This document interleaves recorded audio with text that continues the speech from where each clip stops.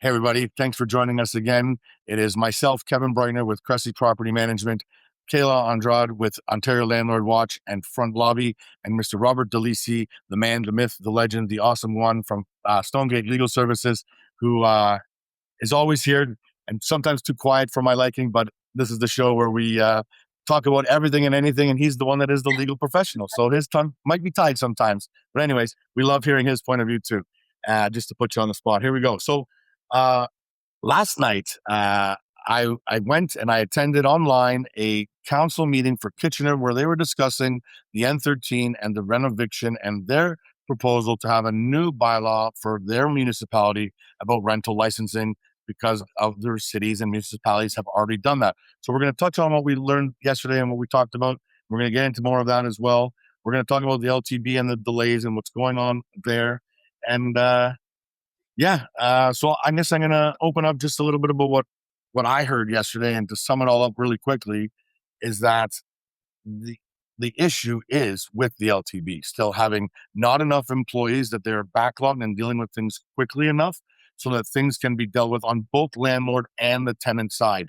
Where all these municipalities are talking about bringing in a new program and having to hire new employees and build out everything that way. If we did that 3 employees for every municipality, that's a ton of taxpayer dollars. Where if the LTB just added 5 to help them do it and maybe add their processes to be a little bit speedier, we wouldn't have these long delays with things that are very important, like issues with the renovations that need vacant possession. The issue that circled around about this has always been the landlords that are doing this in a shady manner, in a non-proper manner. They are doing this against what is around. And things that were talked about yesterday was basically people not understanding what their rights were and how this all worked anyways. And the N13, and we'll put it up on the screen here for you, it says everything that is their rights and how to do everything and what their options are. It doesn't automatically mean right away that they are getting evicted. There is a process, there are things for them to do, and it's all stated on that form. And people not understanding how that works, that's been part of the problem too. And everybody just needs proper information. There's my opening. That's basically what I think. It's about information. It's about educating people so that they know what their rights are. We heard a few horrible stories about people getting evicted, where you can definitely tell that landlord was not doing it for the right reasons, sadly. But there are lots of reasons that landlords do need to do these types of renovations, and we don't want to stop that. There are bad people. There are people that are always going to circumvent whatever it is. There's going to be crime no matter how many cops you have. But we do have to make sure that things are still fair for everybody. We can't make things unfair because a few people are not doing things properly, correctly, legally, whatever you want to say. The joke I always make is I would love to take our bad landlords and our bad tenants and ship them off to an island like the British did with their criminals back in the early 1600s or whenever that was that Australia was created. But no, since we can't do that, what do we do here? How do we solve this? What do we do here? I know Kayla, I can be ready to go.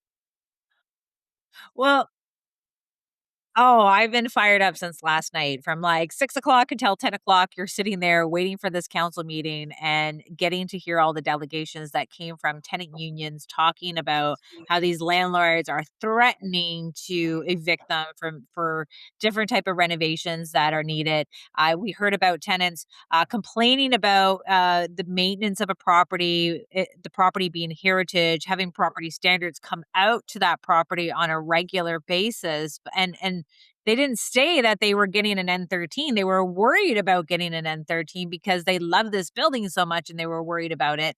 We had different elected officials sitting around the horseshoe that really, really got it and understood that a renovation licensing is just a cash grab. It doesn't protect tenants. It doesn't put bad actors in their spot and making sure that the bad actors are going to have the consequences. And they really struggle to understand that the provincial government already has rules and procedures and process in place to deal with both the landlord being good or bad, and of course the tenants understanding their rights. Kevin kicked butt last night. He came on like he was like a bull in a china shop. Like he had the points ready to go. He knows we only have 5 minutes when you speak to council. And for anyone who wants to know, we have the landlord licensing. There's two sections. One, it's already gotten approved through committee. Another section where it's going to be amended, and I'll get to the amendment part after. But what the landlord the renovation licensee will provide, or what will make the landlords do, is landlords and operators have to have the contact information. They have to have a copy of their N13 notices, tenant information package, a building permit. So you have to get the permit, report from a qualified professional showing the work needs to be done and the tenant needs to be out, and pay for a non-refundable licensing fee. And that fee can go up to about $650 per unit. And if you're still doing renovations, they want you to reapply for a renewal after that 1 year.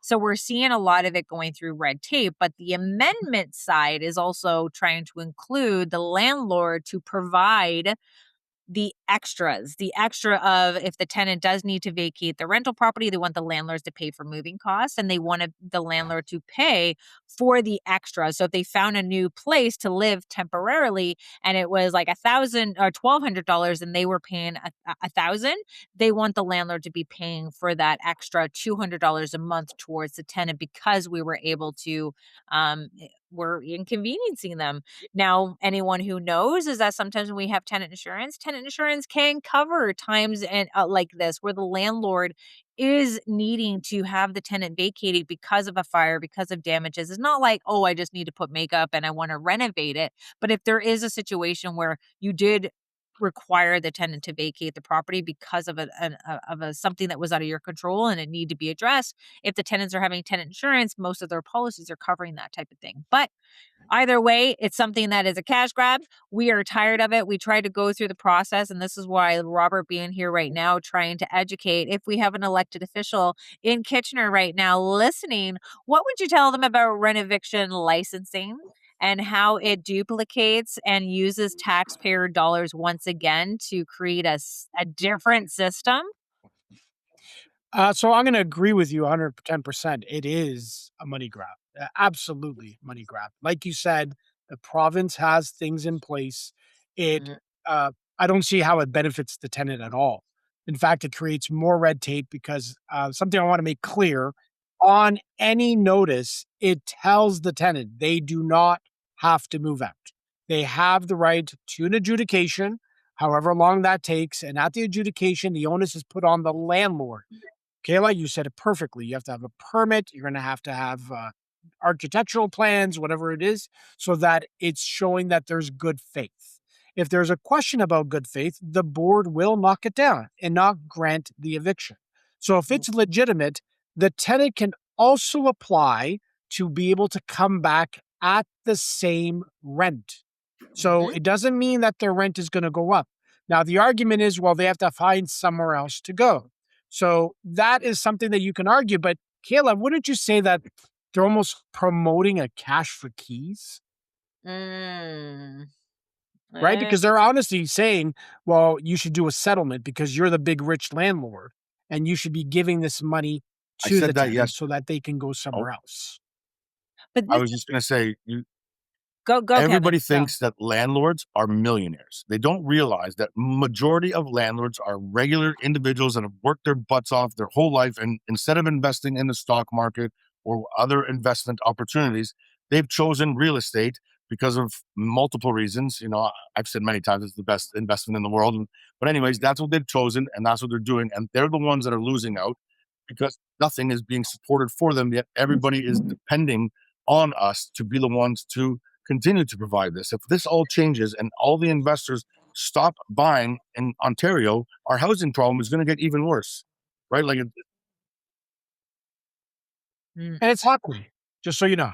It is. So we have a high volume office. And when I talk to landlords, every single one of them says, I'm going to sell it. I am not going to be involved in being a landlord anymore because the government doesn't care about me. So why should I invest in real estate? Now get this, and I think Robert, this is something I really want your expertise on. So obviously the city wants you to obtain a renovation license. Now, if you don't get a renovation license, you now could be fined by the city because you didn't get a license. Those fines can range from 25,000 up to 100,000. Like the fines are very extensive. Mhm. Now, if you look at municipal jurisdiction, your provincial jurisdiction, they're trying to tell you that you need to get a license. Now, let's say we say, you know what, city, I'm just going to go to the province and I'm going to go through the Landlord and Tenant Board. I'm going to provide all the necessary information that I need for the Landlord and Tenant Board. And then the tenants complain to the city to say that the landlord did not obtain their license within 7 days of giving me the N13. So now Mr. City gets to come in, find the landlord, in which now the landlord's going to go, well, no, you're impacting, you're not staying in your own lane, you're going over the provincial jurisdiction.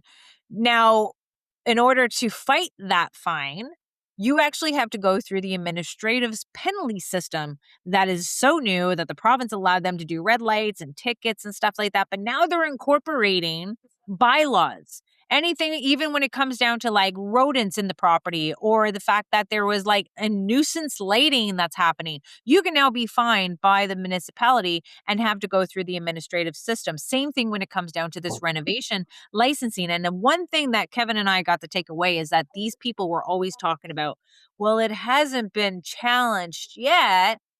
And I'm like, so they know it can be challenged. But again, what landlord or what organization has enough money to challenge them, knowing that we could potentially be on the hook for dealing with the city's legal cost if we do try to challenge them? But I felt like it should be challenged. And I agree with you. You guys have said it since the beginning, and I agree. It is a cash grab. I think if we already have the Ontario government having the regulations, why are municipalities or cities getting involved? It doesn't make sense. And the answer to it is really simple. And if you look at Toronto in general, I know you're in Cambridge, but every city is dying for extra taxes. They're Mhm. dying. So they want to find other ways to generate income for the city. And that's Now, what I think the problem is here. no, it 100%. They lost their speeding cameras that were happening. But I feel like we're being rage baited. Like here's Olivia Chow coming out there in Toronto and saying, "Oh, we are going to do a safe apartments. We're going to do these bylaws. We're going to do landlord licensing. We're going to make you held accountable for doing the maintenance to your property. And if you don't do it, we're going to find you." Now she's coming out and saying, oh, for landlords who don't do the maintenance on their properties, we're going to come in, we're going to do it, and we're going to put it to your property taxes. So it's like, so you want us to maintain our properties, but you refrain, you stop us from asking the tenants to vacate in order to do it. Because I watch my husband do renovations. That guy is like, you want us to remove the tenants' belongings from the living room to replace the flooring, and then you're sanding and mudding and painting around. Like, I don't even want to do that in my own home, yet alone our tenants. So how are they expecting us to maintain our property unless what their overall goal is to watch these properties deteriorate and watch these slum conditions happen where our tenants will call bylaw, which is going to cost taxpayers when we're doing that. And guess what? It gives more credibility to the city because now they need to hire more people. But at the same time, if I get an order from the city, do I still need to apply for that renovation license? You're telling me to do it. Yeah, just so you know, like the Olivia Chow, she's referring to a particular landlord, and I'm going to be careful what I say. One. Yeah. Well, one particular landlord. Yeah. It's a particular building that it has been neglected since day. And the thing is, she's painting a big broad brush on all landlords, and that's not right. And I Yeah. agree with you. Is that how do you expect me to fix up the property if you're not giving me the tools to get them out to fix up the property? Yeah. Yep. And if you look up Google, like number one bad landlords is Toronto community housing.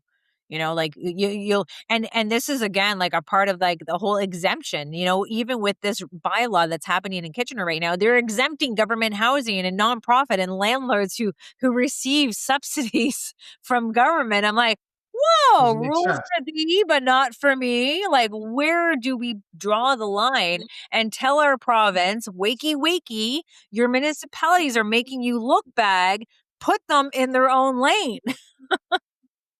Yeah, I I agree with you. I get so passionate about this. Like, I love that Kevin timed this perfectly for this meeting because I just found out about it on Thursday, and I get fired up because I'm tired of that political theater. They know there's an election that's coming up in October. They appear to be these tenant unions that flash. I have 190,000 members because they did a campaign like sign this petition against Doug Ford or Yep. whoever, and now they're able to flash that to our elected officials when it comes down to them coming through municipal. They couldn't get this done through provincial, but these tenant chapters are doing a very good job, and I can say that because they're showing up in droves, guys. Like 30 people were at the Kitchener Landlords, the Kitchener City Hall last night, and our landlords are all online, kind of like, hey, like we don't want to be there in person, but like we're a little scared. Yeah, welcome to the So country in we live in now. the last 5 years, we've had to deal with 2 N13 situations. Both we had Stonegate assist with our clients in the process to go through it all. Both were for the demolition of single family homes that were in a state of repair where it's a tear down or a complete like major renovation. There was no just touch ups to rent it out again. They had just been absolutely destroyed. And both of those we took down single family and put up multifamily, right? Like we're adding more space. We're not taking away things. We're trying to, that's just us. That's just what we did. I know that whenever we've delivered an N13, an N12, or an N11, Stonegate is involved helping make sure that everything is done legally and properly so that these tenants understand what's going on as well as our landlords. And we've had to serve them. They do have situations where they happen. But the flooring, we just did a flooring where the tenants did not have to vacate to change the flooring, but our workers had to move the tenants' furniture. So we said to have anything removed that you can take off, but the dresser, they had to slide from half the room and couches or whatever so they could do half the floor and then half the floor.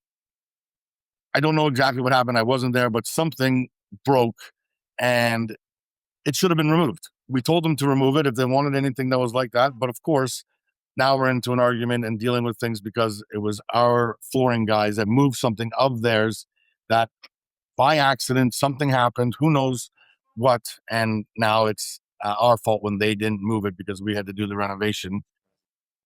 Let me guess, it's worth $1 million. It's irreplaceable. Family heirloom passed Robert, I down from love you, generation. man. You know, Yeah, I know. Yeah. Yeah. Yeah. You shouldn't have touched Kevin, is it. this the one? Sorry to interrupt you, Kayla. Is this the one that exactly. you tried to match So the we floor couldn't match the originally? floor. And you said that if we just put down a different color in that one little area where there was an issue, that they could then fight it and say that it wasn't aesthetically pleasing anymore, even though it was still functional and whatever. So That includes cracks, by the way, just so you know. Cracks in the walls and settlement cracks. A tenant just can because of complain about aesthetics, that, believe it or not. What? yeah, no, Yep. it cost the landlord. Have you seen a ruling where they gave them something for it? Say that again, Kayla? Have you seen a ruling where the adjudicator gave the tenants Yeah. something? Yeah, the landlord had to fix the walls, even though it wasn't structural. It was just settlement cracks. That's all it was. Yeah. I've seen a And the lot. reason why the tenant wanted it is that they wanted a new paint job. That's what it So was. with the flooring Yay, let's be piece, a if we had to landlord. just replace it, the tenant was ordered by the LTB to pay something just over $1,000 for this issue, but the whole flooring cost us $5,000. Right, so the $1,000 that the tenant paid Yep. would have covered that little area, but we wouldn't have been able to match it perfectly because of the flooring being 10 years old or whatever. And the LTV does not No. care, right? And then you think about the damage. You think about the damage that the tenants are claiming that your contractors did and proof, and they got to put pretty much like police cameras on their chest now when they're going in to do some work, pretty much. But let's look into how some of these people who are, you know, just struggling to just want to let you into the place, and you got to give them 24-hour written notice, and then they have dogs, so you have to wait for them to come home at 5 o'clock in the afternoon, and it's like, no, I need to get in. I need to get this done. My contractors need to get other jobs done. They can't be coming in the afternoon to get a lot of this stuff done. And this comes down to elected officials not being in this industry and thinking that it's all set. Like, you want it to be safe, you want it to be habitable. We have aging infrastructure. We don't have an end term lease. So we got to give an N13 when these situations arise with electrical and plumbing and mold and cracks in the foundation. There's emergencies that happen. There is an elected official that owns a house in Hamilton that she got ordered. Did you see that? Yeah, that's everywhere. That's viral. Yeah. So I think that makes your point, is that, you know, they don't know what they're doing until it affects them. And then they want changes to be done, right? Yeah. And you know what? And this is where, like, you know how with Bill 60, Robert, that we were trying to come out and we're like, hey, if you're a good tenant, this is not going to impact you. This is what these tenant unions are saying. If you're a good landlord and you're doing these rent evictions in good faith, this is not going this is not going to impact you.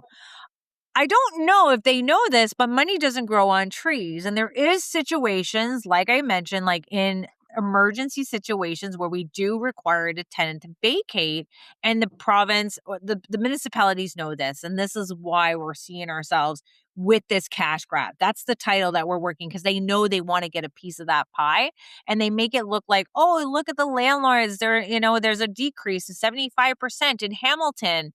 And I'm like, really? I'm like, when there's a drop in the bucket right now, we're talking like over 80,000 applications at the Landlord and Tenant Board, and you're going to talk about 13 fines that were given out to landlords that were under $3,000. Like, that is the type of data. That's the type of comments that are coming from the Kitchener Council regarding why they're going to spend almost close to $500,000 creating a program that already exists.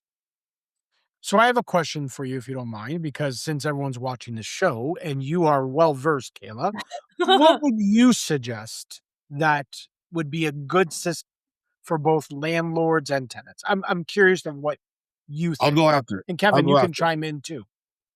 If you know we have Bill 97 that has been pushed through, you know it hasn't been, I guess, all of it being proclaimed. We have to encourage our province to say, hey, you got Bill 97. There's rules and consequences in place to proclaim this bill, to put the consequences in place for our bad landlords that are out there trying to utilize N13s to their advantage and not allowing tenants to move back in at the same rate. Number one.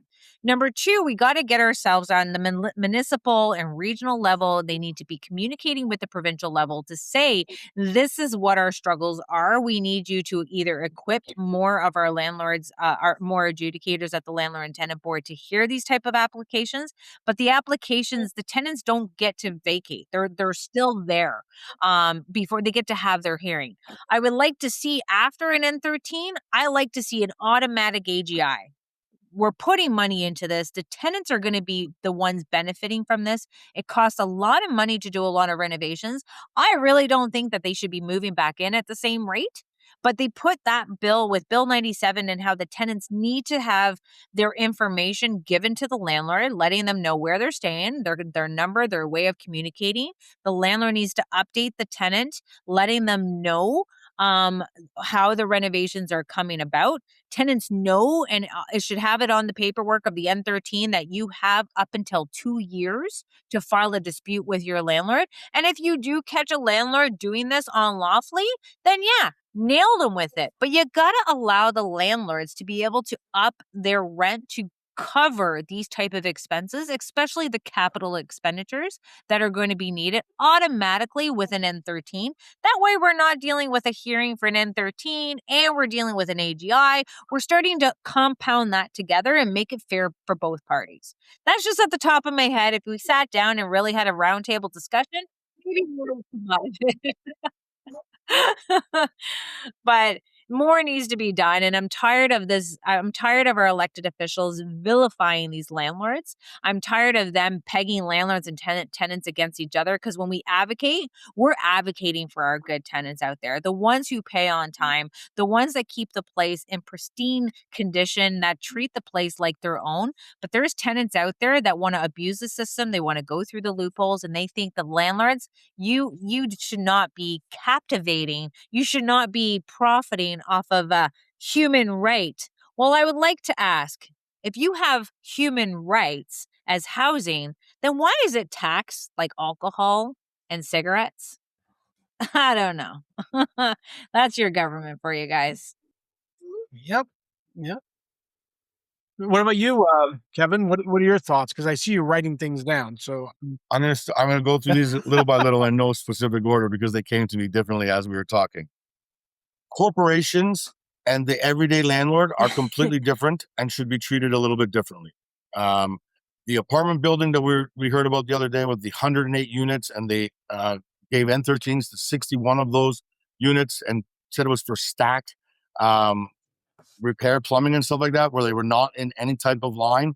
Like, that doesn't make any sense to me. I honestly agree with that lady that was being done to get out the lower paying tenants from that older building when they got rid of half of them. So corporations and little guys, large apartment buildings, small single family and stuff like that should be treated a little bit differently. I don't know how, but should be treated differently. Mandatory tenant insurance. I have to pay car insurance. I've never claimed on my car insurance, and I've given thousands of dollars to Allstate and TD and everybody else to drive my car. That's never benefited me one bit, but I have to have it. I have to. Mhm. So we can make tenants have to have it as well. I said again yesterday that it's part of our key turnover point. We make sure that it is something that we want on for them to show us that they have tenants insurance with a certain amount of liability before we turn over the keys. But once they're in the unit, they can call their insurance company and cancel that tenant's insurance, and there's nothing that we can do about it. So I mentioned this again yesterday, but I'll talk about it. We had one of our properties that was had an issue with a crazy rainstorm last year, and the roof kind of came off, and it got water into the house, and blah blah blah blah. The tenant had tenant's insurance, but canceled it. So now, when this was going on, he had just had a young baby daughter, and was telling me that it wasn't affordable for them to go out into a hotel or to do anything like that, where their insurance would have covered it on their plan if they had have had it before. And now we're the bad guys because we have to fix the water damages, but we can't have the workers and a little baby in the house at the same time with things being dusted and cut and whatever. So there's that one. The other one, non-payment of rent, that should be dealt with a lot quicker. If that was dealt with a lot quicker, so many other things would be dealt with better. But tenants know that they can take advantage of certain things, and they do. Not all of them, but they definitely do certain things. Regulate the property manager industry and all the companies out there, because there's a lot of them out there that, anyways, there should be something there where we have to go through it.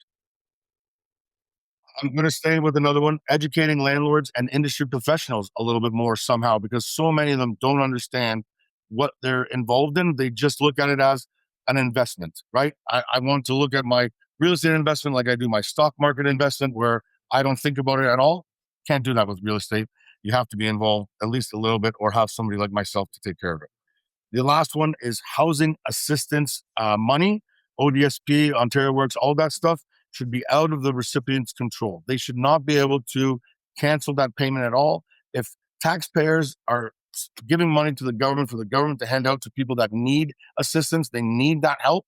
If it's for housing, there's no reason why it shouldn't go directly to the landlord, because if they have a financial problem, they have other issues as well. They're probably taking that money to do other things and other things. And if it's for housing, we're giving it to them for housing. It should be used for housing, and they shouldn't have any control over that at all.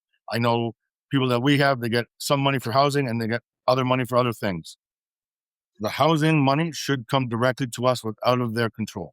That's the ones I think that could be done semi-easily. Like, I don't think these are that difficult or brain surgeon ideas. I think a lot of these are common sense. But anyways, those are my ideas. Robert, and everyone has. Well, see, I got to be careful. Okay, so I agree with most of the things you're saying in regards to the tenant insurance. I can make the argument, and I'm a landlord, is that what you're saying is that you're asking them to pay more money. So if the rent is, let's say, 1,800, and then now they have to get tenants insurance, I agree that there's a benefit to getting tenants insurance. I had an incident where I had to put them in a hotel, but their insurance covered it. They will, well, at least this policy said that they would cover Airbnb and or a hotel room for up to 3 weeks. And luckily, I only needed 1 week. So I don't Yeah. know what company that was. I'm just telling you what my tenant told me. Some other things in regards to ODSP and welfare, like Ontario Works. I got to be very careful how I say this, but I kind of know why the government allows them to direct or self-direct is they want to try to get them to be responsible so that they will eventually come off the system. But Mhm. I can see it in Kevin's face. No, It definitely not. doesn't necessarily happen. That's why I'm being careful, Kevin. Well, you have to be careful. I don't. So Go ahead. deep down, we do need to make it mandatory that the rental payments do come to the landlords, but we also have to make sure that our social services are actually making sure that you're dealing with the actual landlord, that we're not giving out money to Joe Blow and think that, the tenant's rent is being paid. They do say that, we want tenants to make sure that they're comfortable, responsible in making sure that their rental payment history is being, given to the landlord. They can make their own bills, but we do have a problem because what we're seeing now is that we have a lot of fraudulent activity happening with OW and ODSP. And what happens is that our tenants are also not paying their rental rate to their landlord. They become delinquent, which I encourage all landlords, no matter if the tenant is on assistance or not, report them to front lobby. But now we're dealing with this person who is now going to tap into government programs, rent banks that Toronto Olivia Chow has there's something called rent banks. And I'm like, dude, don't advertise it like it's a commercial right now, lady, on this podcast. But she did. And then they're tapping into these rent banks to get their rental arrears paid for to avoid eviction, which is great. But what happens is that it's an unviable tenancy. And now we're wasting that program money to get people to keep them housed, but then they start the process all over again. And the landlord has to go to the Landlord and Tenant Board all over again after this program had paid them $10,000. I've seen it, $10,000 that they paid. And this tenant goes 5 months and then she was out again. So it's almost like, you got to really analyze, can this tenant maintain this tenancy before we start taking taxpayer dollars and pushing it into the tenant. I'm glad that you mentioned that because a friend of mine that used to work for us works for a rent bank. And Oh, what he told me is there's two programs. Program number one, and this is for Toronto, I don't know Kitchener. They are able to apply for $5,000 from the rent bank. And if it exceeds that, there's another program through, I believe one is federal and one is in the city. And they can do this every year. I thought it was every 2 years. Like, we were, thinking every 2 years, and it's a touch between the municipal and the regional that would come back together. And they also make the tenant try to come up with their own funds. That is most likely OW or ODSP is their portion of it. But that said, there's also another one that they can apply for that it's one is forgivable, like you don't have to pay it back, and the other one is that you do have to pay it back. So there's 2 Yeah, different good luck. programs. Good luck. Yeah, and it goes with it goes with are you that tenant that qualifies, right? And again, you can lead a horse to water, but you can't make it drink. So how can we tell our tenants, go to this program, we gave you the N4, try to get rent relief to keep you housed, but if they don't do it, and then we have to show the adjudicator we've done everything in our power to work a payment plan with the tenant. We have to show them that we've led the horse to water, but we couldn't make it drink for this program. And this is where it comes down to our adjudicators in our province making the small landlords a social agency for the government with no compensation.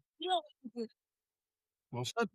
We don't mean to be the bearer of bad news, but sometimes you got to say it like it is. We do have, and this is why we need a roundtable discussion with the Minister of Housing, with Doug Downey, the Attorney General. We need the Minister of Social Assistance, and the Minister of Finance. Like, this is a whole ecosystem. It's not just about landlords. It's also about the way that government housing manages not only their housing supply, because there's a lot of fraud going on there, but how they mismanage the funds that do come down from the province.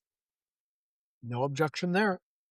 I think another thing with everything with politics and stuff like that, sadly, the people that are making the decisions are not involved in the industry that they are making the decisions for.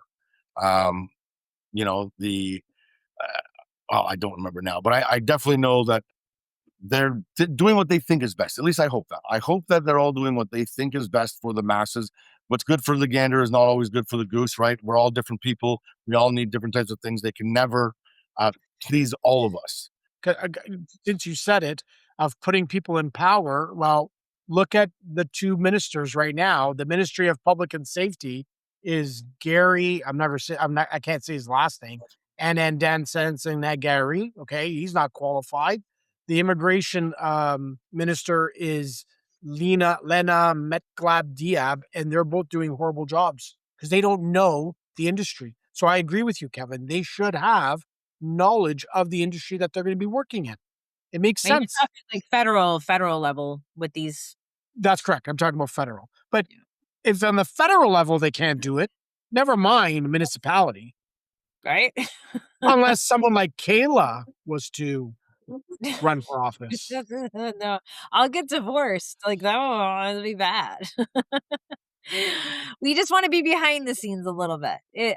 But you know what? Like, you're right, Kevin. Like, when you look at some of these elected officials and I watch them how they talk. I love the topics that they bring and the emotions that they bring and what they try to do, because it's about appeasing. It's about just, kowtowing around to these special interest groups to make them look good, because they know it looks good that they've been trying to work for these vulnerable people, not knowing that it's not going to obviously not be fair to the landlords, but it's the taxpayers that are not paying attention to what decisions they're making because they need to look appealing, because this is their job. It's their job to be these city councilors. It's their job to make it look like they're representing their constituents, and it's their job to get their name in lights. So this is why I'm trying to do our best to try to get ourselves, establishing or to educate our following and our members to know that which counselors are going to be the best, which ones we need to support, how you support them in campaigning for them in the next election, encouraging other people to run against the other counselors that we don't like. But we need to be a force to be reckoned with.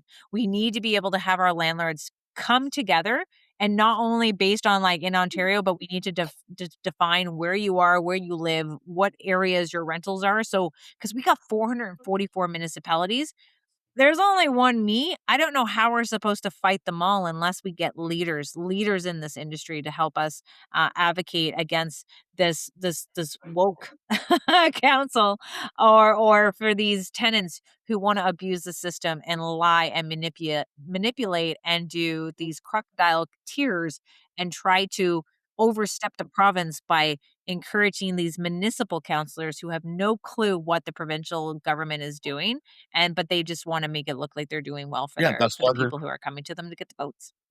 In my even last night, personal opinion.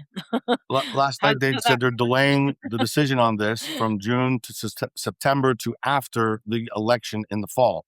So that right there tells you that they're using this as a chess piece, right? Like, if this was something you really wanted, what does it matter if it's Frank, Susan, or Mary Lou that's running the city, right? It should be done right away. If you're really saying that this is the best thing for the city, why would you wait for the next person to give it the green light? Same thing. We got our landlords. We have our landlord that is, get this, we had our bylaw in the city of Cambridge that came they updated it. They put their fines in there. They talked about entering into homes of our tenants to inspect these properties without a warrant. And I was like, whoa, whoa, whoa. Like, you need to give notice to these landlords. You need to get a warrant. And they're like, oh no, it's just the outside. But they were incorporating that new bylaw into being covered underneath the administrative penalty system.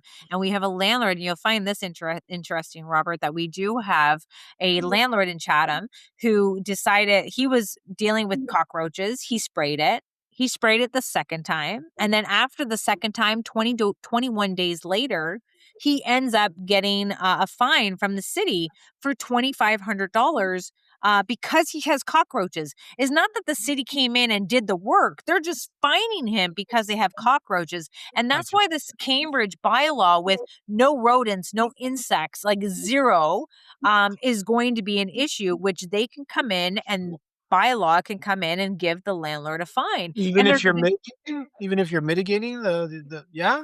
yeah, Wow. it's going to be up to the bylaw. They think they're like, this is the city being like the judge and jury to a lot of these issues, and now they're overseeing like, hey, how about you manage your own government housing units and stay out of the private sector and allow the tenants to go through the landlord and tenant board just like we have to. We can't go after the city and say, hey, my tenant stopped paying rent, or my tenant just smashed out a window and they're destroying the place. Like, get them out now. So why are the tenants getting special treatment from the municipalities just because their name are tenants? So a lot of things are changing. Landlords are leaving. We're tired of feeling like there's more restrictions on the landlords. The tenants have more rights to the property than the landlord does, and now we're seeing ourselves into municipal government, utilizing bylaws and administrative program and the renovation bylaws and the landlord licensing, and they have the landlord trying to force landlords to provide air conditioning in the city of Hamilton. Like, when is enough going to be enough? And this is why we have to do our part. And if you're watching right now, like, share this video. Like, if you're a part of this, put your comments in this right now, because your voice matters so much. And that I was able to be thanked by some city councilors in Kitchener because I was bringing the landlords to that meeting. And the meeting before that, they had zero. They had zero landlords there. We bitch online, sorry, beep online, but we're not being where we need to be. We're not at the municipal government. We're not at the provincial level. You need to send messages and letters to the editor and write your MPP. You have to tell them this is what's happening. And if we don't save these small landlords associations and the small landlords, we're going to see taxpayers have to pay a lot more money, not only to build, manage, maintain, and subsidize, but you're going to be paying to hire more municipal workers to manage your properties, which there's a system that already has a process in place that also got over $71 million to manage the housing disputes. So you guys got to, ship up or ship out. Yes, share this. Tell your landlord, friends, colleagues that you know that are involved in this to join us, to get involved, connect with us. Ontario Landlord Watch Facebook group, okay, get in on that. We are also creating a community for investors where we're going to have education, information, local meetups, whether you're in Sudbury, Oakville, Windsor, or Timbuktu. It doesn't matter. We're going to build this out. So that's why we want to know where you are so that we can help advocate for you, educate you, and also find you another great opportunity so you'll continue to invest in Ontario and help fix our housing struggles. And hopefully, you should turn a few bucks as you're doing this as well. Sadly, with everything that's going on right now, cash flowing is hard, and these changes are going to make it even harder to be profitable, even though all the tenants think that we're making millions of dollars every month. Anyways, actually, Rob, this came up yesterday, and I don't know 100%. Do tenants pay property tax through their rent? No, right? The property taxes are paid by the landlord. Yeah, it's paid by the landlord. I guess you can argue that part of the rent is going to go towards the property taxes, but no, that the property taxes is separate. That's the landlord's responsibility. And if a tenant doesn't pay, the landlord still has to pay property taxes. One of the tenants said that yesterday, that they should be just as strong of a voice as the landlords paying property tax, because they're paying property tax as well. And I was like, So Kayla, I know before you want to say something, I'm going to say something. This was a tenant once said, he said that because he's been paying rents for so long, that he should be considered an owner. And the argument is that when you go to McDonald's and you buy Big Macs, if you buy over the last 30 years, does that make you an owner of McDonald's? No. You are supplying housing for that person. They are not an owner. They might feel that they're an owner, but there's duties and responsibilities on both sides. Sometimes it feels, and I know Kayla's going to give me a look, that it is sided more towards the tenant. But if you guys know me, I say this all the time. If you read the RTA, I still feel that it's fair. The problem is getting to the board is the problem. It's getting to the board, and then sometimes it takes 30 to 60 days to get the order, and then you have to go to the sheriff to evict. Like, even with Bill 60, you're still looking at about 4 to 6 months to get a tenant out. That's not paying. Kayla, go ahead. I know you're dying. I know it. No, I was giving you a shout out because deep down, if you look at it, you're right at the board, you're right at the adjudicators and what the adjudicators.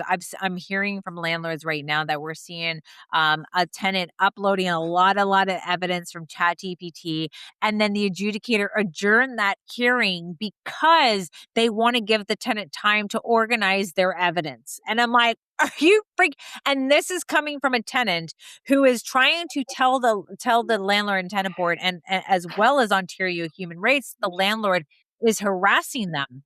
And there's no evidence that the tenant is harassing them whatsoever, and that his mental health has been affected because of the landlord. He decided to I don't believe he's a Canadian citizen, so put that what you will, but because he needed to be admitted into a institution because of his mental health that the landlords resulted on him, he's now been charged $25,000 for that weekly service of $25,000. And now he's trying to flip it and put it on to the landlord, who clearly is very not the type of landlords you hear them, you talk to them. They're not the harassing type. And even though that, it brought to the Landlord and Tenant Board and they wanted to give the tenant time to organize their evidence, because of human rights filing, the adjudicator is like, whoa. We're like, wait a second, we're dealing with non-payment of rent. It's not their behavior that's resulting in this eviction. It's just non-payment of rent. But the adjudicator is like, I ain't touching it. Don't want to deal with it. And they're scared to do it.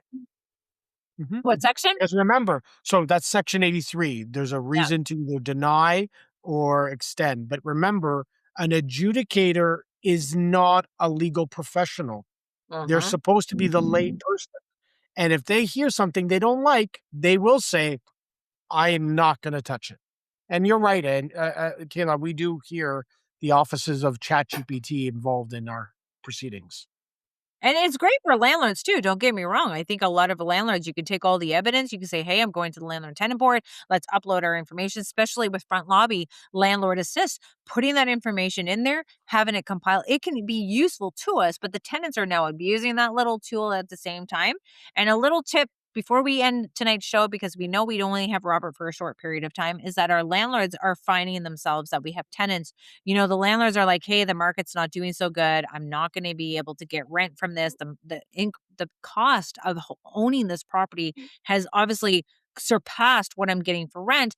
I need to move into it. So what happens is that we're seeing such a pattern for me, especially with the landlords calling, is that they will offer the landlord more money. So when the landlord wants to go and do a personal use application, they go, oh, let me pay more money to at least buy another year. And now just because they've entertained it or they accepted it, it's now being considered potentially bad faith. So now the tenants are obviously, landlords are getting in trouble. The tenants get to stay there for the entire year. They obviously don't have to pay the increase. That money's due back to them. There's so many loopholes that are happening. I think, Kevin, we got to do another show of what loopholes tenants can do. Oh, that got to be private. That's going to be private. That's like a VIP only. There's Landlords enough information, groups out there that they talk to about how they can do this and how they can demand more money through the N13 because, or cash for key situations and whatever like that they're trying to go off on. But you're right, we are up against time today, sadly, Yeah. so we do have to cut this conversation shorter than we normally would like to, when it was going as good as it was.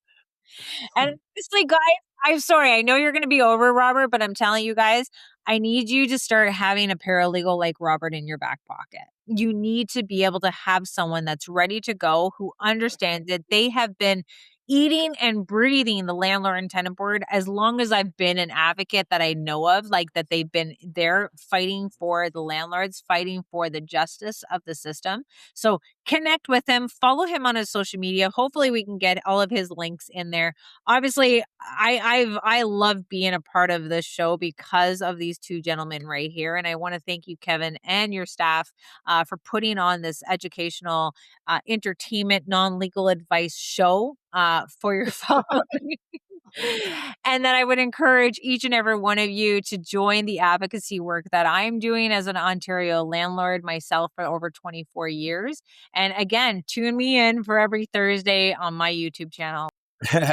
And we mentioned that we're going to the Cressy Investor Network meetups and stuff like that we're going to be getting across the province. April 9th in Oakville, right on the border of Mississauga and Oakville, 2020 Winston Park Drive. Reach out to us. We'll get you more information. Please join us in person. It is a Thursday, which means Kayla's Unfiltered show is actually going to will be done live on site. So you can come join, jump in, tell stories, and have some fun while we're there. Again, this is a group of landlords that all want to help educate and build a community so that we are stronger together, and hopefully one day can balance these scales a little bit more for everybody. Thanks so much for your time and listening. Kayla, Rob, thanks as always for joining and giving your thoughts and wisdom and experience. Until next time, thanks so much. Cheers. Please remember, while we are professionals, this podcast is for informational and entertainment purposes only. The advice shared may not apply to your unique situation. Always seek personalized advice from a qualified professional before making any investment decisions. Hey everybody, thanks so much for joining us this week. I hope you enjoyed the episode. If you're finding it informative and useful, make sure to like, subscribe, share with a friend so that we can keep getting the information out there to Ontario landlords, and keep on joining us. We'll see you next time.